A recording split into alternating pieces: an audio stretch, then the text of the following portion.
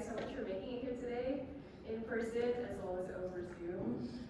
Man, all my nerves just hit me right now, but my name is Jensen Lamira, and today I will be defending my capstone on the Inferior alveolar nerve block using a mixed reality haptic trainer. If you guys have any questions, please save them until the end of this presentation, or shoot me an email. First, I would like to introduce and acknowledge my capstone committee. Here we have Dr. Thomas Brady, who's a part of the School of Dental Medicine. He is my capstone mentor. He's shared so much dental knowledge with me. He has really pushed me out of my comfort zone so that I can stand here confidently today and present this topic to you guys. Here we have Dr. Alveolar, who is part of MHA faculty. He is my capstone chair. He's provided also a lot of encouragement and support as well as academic advising. And we have Charlotte Wilson, who is an MHA alum. She is currently teaching at Tulane University. She's my third committee member. And she didn't let this idea just stay an idea. Without her, this project wouldn't exist. And there's me, the one that had the awesome opportunity to progress this project. Next, I would like to acknowledge Noah Lepic and Luis De La Rosa as my honorary committee. Noah has taught me to become an animator and taught me everything that I know about Odessa Maya. He 3D modeled all of our models for our simulator. And Luis, she is a dental hygienist and co-score director at the School of Dental Medicine. She's super quick with emails, such an amazing woman, and with her we were able to test this project on dental students. I would like to acknowledge all of MHA, from faculty, staff, all the students, the current alumni. You guys have just been super supportive and encouraging and kind. And I really appreciate Jennifer for answering all my crazy questions and all of her support. And I'm very grateful for Dr. Salcedo as well for giving me a one-on-one capstone workshop, for making this material from good to a whole lot better. And I really appreciate Inworks for their patience with me and for reprinting our IA simulator, and the School of Dental Medicine for allowing me to walk through their doors. And the attitude that the students had with this project and myself has just been amazing. And lastly, Touch of Life Technologies for allowing us the data set for the visible human male to be a part of this simulator. This brings us to the question, what is an inferior alveolar nerve block? This IA nerve block is a commonly used oral local anesthetic to help ease the pain for invasive oral procedures that may cause pain to the ipsilateral hemimandible as well as the teeth itself. And the IA nerve provides sensory innervation to the mucosa, the skin of the lower lip, the chin, the mandibular teeth, and the labial gingiva, and provides motor innervation via direct mylohyoid to mylohyoid and anterior digastric muscle. So I just threw a whole lot of anatomy at you all, and this is the front-facing or anterior view of the mandible. This bony protrusion is the coronoid process, and this is not to be confused with this slight depression, which is the coronoid notch. When we look at the posterior view of the mandible, we can see the medial wall of the ramus, and we see this hole, which is the mandibular foramen, and this tiny bony protrusion, which is the lingula. Using a screenshot from Complete Anatomy, this is to show you the skeletal structure, which is the IA nerve, that enters into the mandible via that mandibular foramen and traverses through the mandible through the mandibular canal. And earlier I said ipsilateral hemimandible. Ipsilateral means same side. So if this is the right IA nerve, this is the right half of the mandible. So ipsilateral hemimandible. Not your typical bathroom selfie, but this is to show you, just to orient you. Towards the cheek is the buccal side. Towards the lip is the labial side. We see the oral cavity, and this would be the oropharynx. So deep to the buccal mucosa is the buccinator muscle. This allows you to compress your cheeks. Deep to that oropharynx, deep to the mucosa of the oropharynx is the superior pharyngeal constrictor, and that muscle and the buccinator muscle meet at this ridge, which is known as the pterygomandibular raphe. A few things that I'd also like to point out: when you close your teeth together, that is that imaginary plane known as your occlusal plane. And then So if this is the patient left side here, and we are looking at these two teeth, those would be your premolars. But because it's on the opposite side, it's your contralateral premolars. You can also call them contralateral bicuspids, because we all know in anatomy there's like 10,000 names for everything. So using Autodesk Maya, which is a 3D modeling and animation software, I created this animation to show you how to perform an eye and ear block. And what you're going to see is the syringe barrel is going to align with the contralateral bicuspids. The needle tip will be parallel to the occlusal plane. And what you won't see is the pterygomandibular raphe. But in order to align the needle, you would position the needle anterolateral to the pterygomandibular raphe.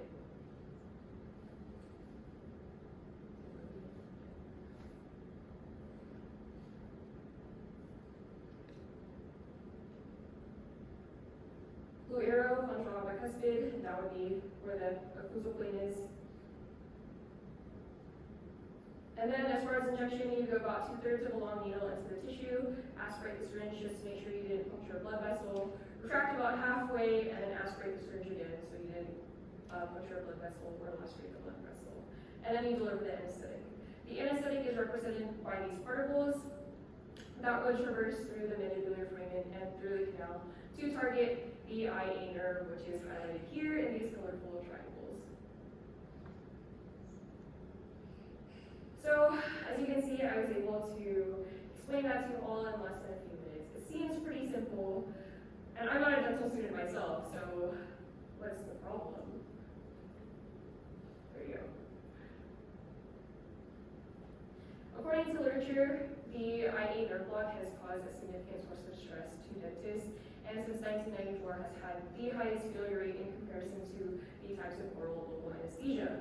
And there was an article, or a review, that was published in 2014, a whole 2 decades later, trying to see why this IA nerve block still has the highest failure rate. And they wanted to see if it was because of anatomical variation or if it was because of technique. And it turns out it's because of technique. And you can ask yourself, where does technique start? Where does it begin? An article published in 2019 was talking about how student-to-student practice is actually the most common method of teaching oral local anesthesia. And this article specifically looked at confidence and anxiety. And it turns out confidence and anxiety are negatively correlated with these students. So how do we teach students at the School of Dental Medicine? Also with student-to-student practice. So second-year dental students are enrolled in the pain control course in their spring semester, and this is where they learn oral local anesthesia, and at the end of the course they have stab lab, which is a mandatory lab session where they practice the types of oral local anesthesia on each other. So they literally have only one shot, pun intended, to give this IA nerve block on their student partner. They do have the option to practice outside of the stab lab. However, that's really up to their convenience and their schedule. So many of these students, if not all, go into stab lab having never injected a human being until they have injected their student partner. But there are current solutions out there in the world, and in 2016 there was a dental simulator app that was created, and the University of Pristina in Kosovo looked at this app. So how it works is you wear a virtual reality headset that projects a patient model off of an image target as well as a virtual syringe. In 2020, they saw how this could be useful for the IA nerve block as a mobile aid, and those that used this the dental simulator had a faster time to deliver the anesthetic as well as a higher success rate. And then in 2021, they published another article on how this could be used as a method of distance learning, because we all know where we were in 2020, in quarantine at home. But this really takes care of any virtual reality or augmented reality components.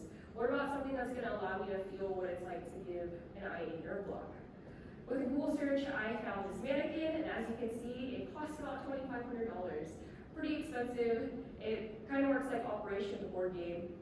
There wasn't too much description about this mannequin, and I tried looking up research articles. Maybe I wasn't looking hard enough, or I just really didn't see it. But as far as the description, it says that it's anatomically correct. I was not able to confirm if that was because of a medical illustrator or it was based off of a cadaver.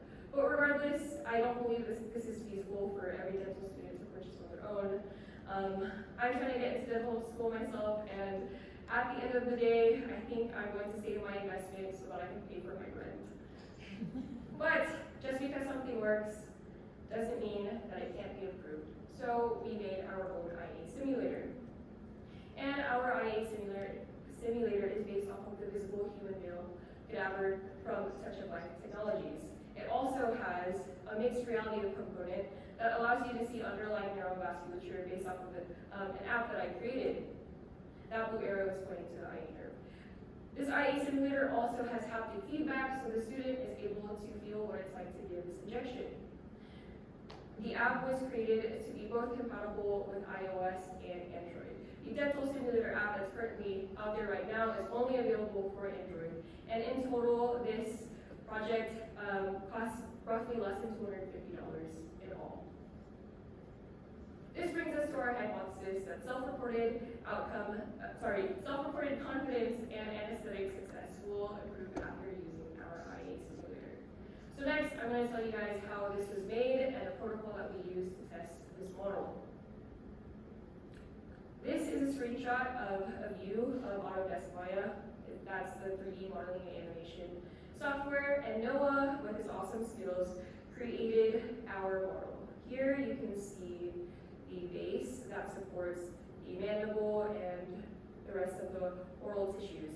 And it's not including all of the oral cavity, but you can see that the mandible was smoothed out, the oropharynx was also modeled, and the pterygomandibular raphe is connected to the buccinator as well as the tongue was smoothed out. And then with the measurements from an actual aspirating dental syringe, Noah sent me those and I created this virtual syringe, and these two files were imported into a software known as Unity. Unity is a cross-platform game developing engine, and if you guys have ever played Among Us, this is the software that created this game. We also used another software for the augmented reality component known as Euphoria. Using Euphoria, we uploaded image targets into the database, and this database is used to see how augmentable each image target is so that the camera can pick up the target and project the model that you would like to see. So if we look at one in particular, this vector art was purchased as a royalty-free license off of the Alveolar website, and you can see that has a 5-star rating, and that's what we're going for. And if I show you the tracking points on this image target, they're highlighted by these individual yellow points, and that's what we want. So once I was able to create the database of all 5-star rated images, I then uploaded it into Unity, and you can see that there's syringes and the oral cavity. Those two syringes are really one, but it's to accommodate for right and left-handed users. And the image target is above these models so that when the camera picks up the image target, it's able to project that assigned model.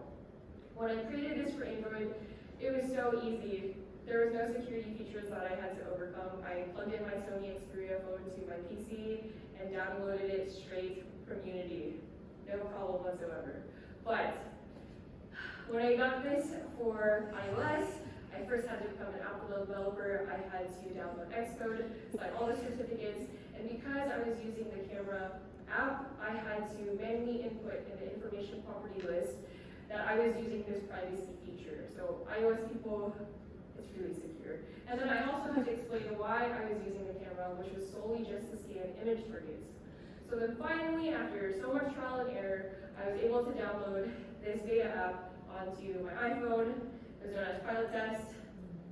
And once I've assembled the simulator in all, this is what it looks like. So automatically, the app will launch the camera, and you can see the superimposed AR model onto the physical model. And if you bring the camera closer at different angles, you can see the underlying neurovasculature, as long as that image target can be seen by the camera. Next, this video is just to show you that with slow movements, the camera can also track the movement of the syringe.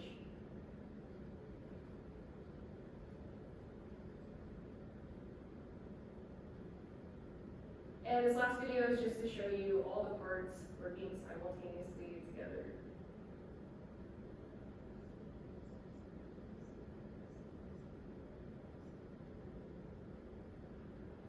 Essentially, you would use two hands and inject the silicone piece, but because I had one hand with a phone and another hand controlling the syringe, I would have pushed the model off the table. So who were the lucky students that got to use both hands and use this model? We sought out second-year dental students that were enrolled in the Pain Control 1 course that had absolutely no experience with local anesthesia. Each student participant was given informed consent before any participation, and this was approved by COMERB. Our protocol number is listed on this slide. We, as the persons involved into the study, we have nothing to disclose, no conflicts of interest. These are the outcome measures that we sought out. They were injection specific and student reported. So as far as injection specific, we had 3 School of Dental Medicine faculty members calibrate their observation and assessment based off of Clarice's mandibular techniques lecture. And they looked at the injection domains, as you can see listed on the slide. I will go into more detail when we get to the results. As far as student-reported outcome measures, we sent pre-post surveys to collect demographics and a self-reported confidence. This self-reported confidence was collected using a virtual analog scale from a 0 to 10-point scale. So 0 having absolutely no confidence, and 10 having confidence without any doubt. And we asked how they felt giving a patient an IA nerve block and a student partner an IA nerve block. We also asked these students to recall the anatomical landmarks for an IA nerve block, and we also had a free response for the students to write out what was useful about the IA simulator. And all statistical analyses were done using SPSS. So the protocol was initially a randomized trial, but due to the schedule of the dental students, it became non-randomized, and how we collected or gathered students was we sent an email asking for the first 20 students who wanted to practice with the IA simulator before stab lab. And we got 20 out of those 20 students. We sent another email asking for another 20 students to participate with the IA simulator after stab lab, and we only had 19. And reminder, stab lab is that mandatory lab session at the end of the Pain Control 1 course. I created pre-post surveys using Qualtrics and as well as the injection accuracy form so that the faculty member can record and assess the injection domains. This is just to show you the method that I used to collect the data. So using Qualtrics, I was able to distribute these QR codes. I printed this slip in particular. I put the unique ID, and this was specific to Group A. The turnaround for this was super awesome because it was very quick. The students scanned the QR code with their camera, took the pre-survey, confirmed with me, practiced with the IA simulator. Dr. Greeny scanned this QR code on the far right to observe and assess the injection domains. And the student took the post-survey once they finished practicing with the IA simulator. They showed me they were done and they were free to go. So 20 out of 20 students for that. As far as stab lab, we sent pre-surveys via email because I was in class and could not be available for them. So I sent the unique ID, the link to the pre-survey, and I also reminded the students to see the 3 faculty member that was a part of this study recording the injection domains. That afternoon of stab lab, once stab lab was complete, I sent the post-survey, and this is just the QR code that the faculty members use for the injection domain. It's similar to the one above, but it was just specific to the date of stab lab. Now we can get to the results. This table is just to show you the baseline demographics as well as the confidence. I will not be going through the entire table, but as you can see, we had a total of 39 student participants with a mean age of 26 years. This is one of the injection domains, so this graph is showing needle insertion. So there were 2 variables that we were looking at, superior inferior needle insertion and anterior posterior needle insertion when you compare group A to group B. And those that were on target are represented by the green bar plot. Those that were off the target are represented by the blue bar plot. And those blue bar plots can be further broken down into the orientation at which they were off the target. Using a chi-score test, I compared group A to group B for the superior and inferior needle insertion, and there was no significant difference. But when I compared group A to group B for interior posterior needle insertion, you can see that only 3 of those students were on the target, and these are the students that didn't use the IE simulator until after stat lab. And there was a significant difference of less than 0.001. Next, we can look at the syringe angle, similar to how these bar plots are set up. But we looked at the azimuth angle, so the alignment of the syringe barrel along the contralateral bicuspid, and the accurate altitude. So majority of these students, both in group A and group B were in the correct position. And those that were off are in these orange bar plots, and those can be further down into how they were angled. When I did a chi-score test to compare group A and group B in these respective categories, there was no significant difference. And now when we look at confidence, this is in regards to group A. I asked during the baseline, so that's having had 0 intervention, and this is showing their average score.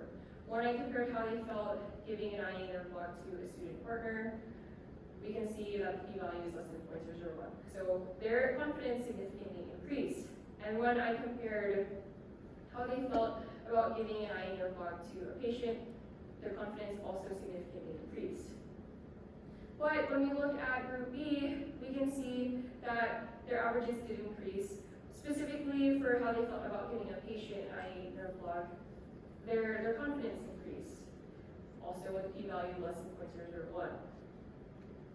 But then when we look at the actual student partner numbness during stat lab, we see that a little bit more than half of group A were able to get their student partner numb.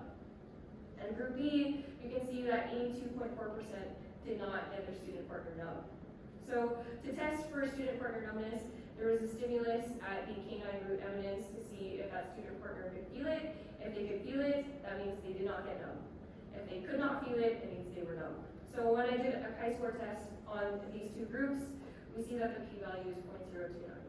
Yes, that is less than 0.05. And yes, that is still a pretty high p-value, but it's still less than 0.05. So we can say that the IA simulator prevented a higher failure rate for group A. And this graph is just to show you the frequencies of those students that were able to recall the anatomical landmarks for an IE nerve block. Using 4 specific landmarks based off of Larissa's PowerPoint, I just did a fraction of out of 4, so those that got all 4 out of 4, 100%. And we can see that 11.7% of group A got all of those landmarks correct. This doesn't really say anything about the IE simulator, only because there's so many confounding variables. How many of these students were on YouTube or any other social media before coming into stat lab? How many of these students really studied or read the textbook before coming to stat lab regarding this IE nerve block? So this graph is really just specifically for looking at frequencies. And then lastly, we did the qualitative analysis. So what I found were 2 positive themes and 2 constructive themes. So the first one, the visual experience provided by the simulator. The students mentioned that they really liked how open this oral cavity was. They also mentioned they liked being able to see the needle pierce through the buccinator and seeing how far they are with their target. They also liked the underlying neurovasculature using the AR component. And they also mentioned that the haptic feedback provided by the simulator was very helpful for them because they have never stabbed a human being. So having those anatomical landmarks were really helpful for these students. One student even said that it helped him overcome the fear of injecting an actual person before doing it.